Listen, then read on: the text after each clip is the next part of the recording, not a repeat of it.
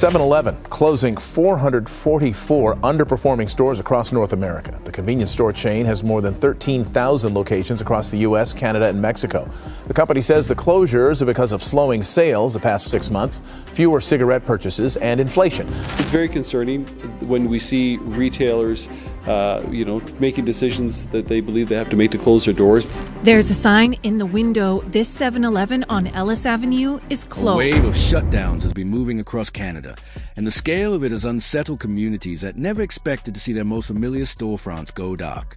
A chain once known for glowing signs, constant movement, and the comfort of always being open is now raising deep questions about the country's economic stability. The closures are sending alarms far beyond retail, touching politics, national policy, and the systems that keep daily life running. As more people step up to locked doors that once felt permanent, a new kind of uncertainty is settling into everyday routines. What happened here is larger than a franchise issue. It reveals how fragile the foundations of Canada's economy have become, and how quickly conditions can change without warning. The shift began with a company that once seemed almost immune to the volatility affecting other retailers. Known for late-night energy, consistent foot traffic, and steady demand, 7-Eleven had long been one of the most dependable names on the streets of Canadian towns and cities. Its sudden decision to pull out of locations across the country came without any roadmap, transition period, or preparation for communities that depended on its stores. What looked, at first, like a simple corporate decision soon became a clear signal that Canada's street-level economy was under an intensity of pressure many had underestimated. This wasn't a slow, predictable adjustment that companies make when markets start shrinking. It felt more like a rapid retreat. Communities woke up to papered windows, silent interiors, and doors secured with heavy chains. There was no public explanation from the company, no early notice, and no real assurance for workers or suppliers who relied on each store. For decades, the chain had presented itself as a business that stayed open when everything else shut down. That reputation made the abrupt disappearance even more alarming. Reports soon confirmed the closures were not isolated incidents. More than 400 stores across North America were on the shutdown list, the largest contraction in the chain's history on the continent. Canada ended up at the center of that pullback. At least 2 more locations closed without appearing on the initial list, adding confusion and making clear that conditions were changing faster than the public could follow. People who had been regular customers for years suddenly found themselves facing locked entrances.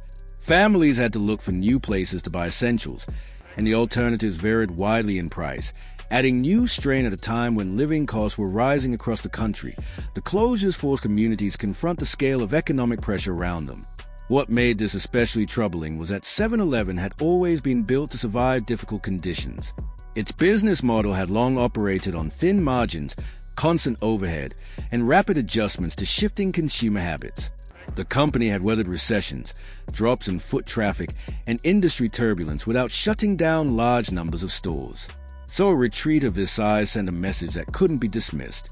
A chain designed to handle volatility no longer found Canada's environment workable in cities, suburbs, prairie towns, and along highways. The signs were unmistakable. Places that once served as steady community hubs suddenly became reminders of how quickly economic ground can shift. Many of these stores offered more than just goods. They provided lighting, late-night activity, and a sense of safety. They were familiar meeting spots for teenagers, reliable stops for travelers, and essential resources for workers on late shifts. Losing these pillars changed the rhythm of daily life in deeply felt ways. The closures also exposed a long-standing divide within the country. Western Canada absorbed the bulk of the losses. Nearly half of all Canadian 7-Eleven locations sit in Alberta, British Columbia, Saskatchewan, and Manitoba, with Alberta carrying the highest concentration in the nation. These provinces fuel the national economy through energy production, exports, and steady growth, yet they often receive the least protection when challenges hit. Watching their local stores go dark first highlighted how unevenly economic stress is distributed across the country. For many regions outside major metropolitan centers, the impact went far beyond inconvenience. In big cities, the closure of a convenience store is frustrating. In part of Alberta or Manitoba, it disrupts the entire fabric of a neighborhood.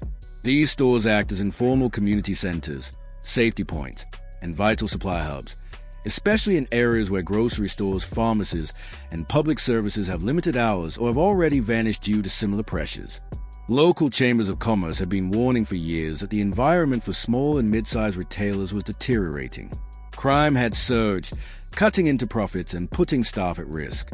Security costs kept rising, and many stores struggled with chronic theft without meaningful support from authorities. In some cases, losses reach into the hundreds of thousands of dollars.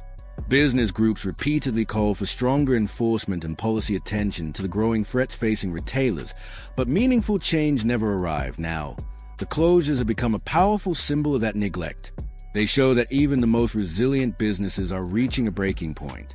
The shutdowns did not begin with small local shops or fragile startups. They began with a chain known for stability, wide recognition, and national reach. If a company like this concludes that operating conditions are no longer manageable, it forces a stark question. What does that mean for everyone else? The retreat of a familiar chain has become a warning about what's unfolding beneath the surface. Canada is entering a moment shaped by pressures that many did not see coming until they were already spreading. The locked doors are not just signs of lost stores. They are signs of a system under strain. For years, business owners have been urging policymakers to recognize the growing pressures facing retailers, yet these warnings went unanswered long enough for the consequences to now show up in boarded-up windows and abandoned parking lots. The frustration sharpens when considering the irony at the heart of this situation. Western provinces help power much of the country's economic strength, yet they often absorb the harshest effects of national policy decisions. So when storefronts across the prairies begin shutting down while officials in Ottawa continue expressing confidence in the stability of the system, the disconnect becomes impossible to ignore. Every darkened sign in these regions stands as a quiet marker of economic strain that no optimistic speech can erase at the same time. The broader retail sector have been sending clear warnings directly to Canadian leadership. Convenience store owners across the country had repeatedly told Mark Carney and other policymakers that their margins were shrinking at a dangerous pace. Operating costs were rising faster than revenue. New regulations on tobacco and vaping products were eliminating some of the only high-margin items that allowed stores to survive. Crime rates were climbing, insurance premiums were increasing, and energy prices were making 24-hour operations expensive and unsustainable. These signals were not subtle, but they were often minimized or brushed aside. The result is now visible in the closures spreading from coast to coast. Retail data reflects the same downward trend. Canadians are spending less, delaying purchases unless completely necessary, and shifting habits that once kept late-night stores thriving. Foot traffic has declined steadily, and the busiest hours of the day look nothing like they did a decade ago. The rhythm of consumer activity has transformed in ways retailers cannot influence or reverse. Inflation has magnified the strain on the sector. Everything from electricity and insurance to wages, delivery fees, and maintenance costs has climbed at the same time. Tobacco sales, once a cornerstone of convenience store revenue, have fallen sharply in recent years. Combined with higher security costs and ongoing hiring challenges, the math has simply stopped working for many operators. None of these pressures emerged suddenly. They accumulated slowly, layer by layer, until they reached a tipping point where even a global chain with deep resources could no longer justify operating in certain regions. Communities that never imagined losing their local store are now adjusting to nights that feel darker, quieter, and less connected. In many areas, 7-Eleven was the only accessible option for miles.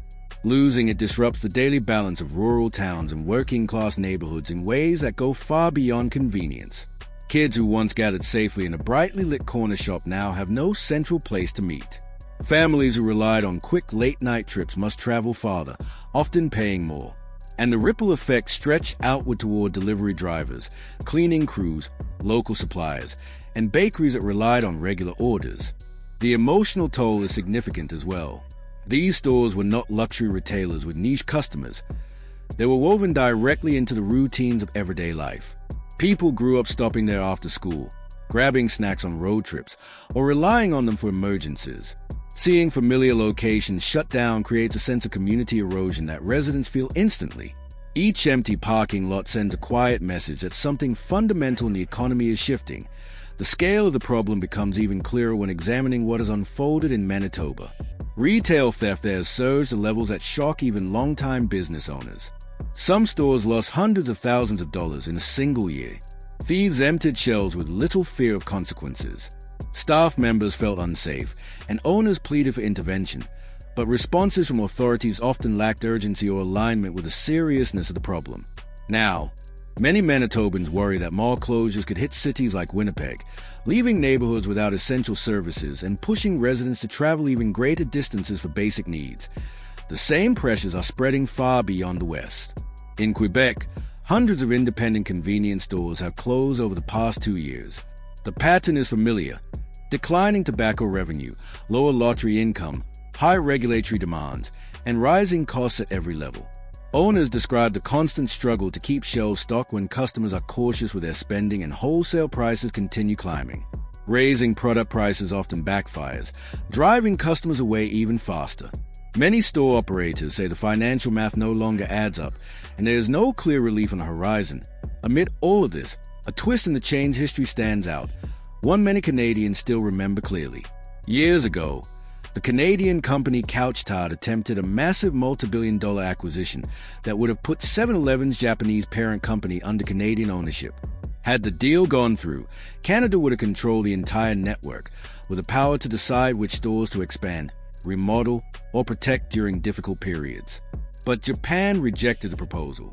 Because of that decision, Canada had no authority when the company later initiated its sweeping shutdown wave. Decisions made in distant boardrooms immediately reshaped Canadian communities, leaving locals with no voice and no warning. The episode exposed how little influence Ottawa now holds over sectors that once felt grounded in local identity and everyday life. As the landscape continues to shift, many Canadians are left wondering how the situation reached a point where even round-the-clock stores, built to survive economic turbulence, could no longer endure. If a business designed to stay open through storms, recessions, and volatile markets is now closing its doors, what does that suggest about the stability of the broader economy? How many more pieces of daily life could quietly slip away next? And if these closures represent the early stages of a larger trend,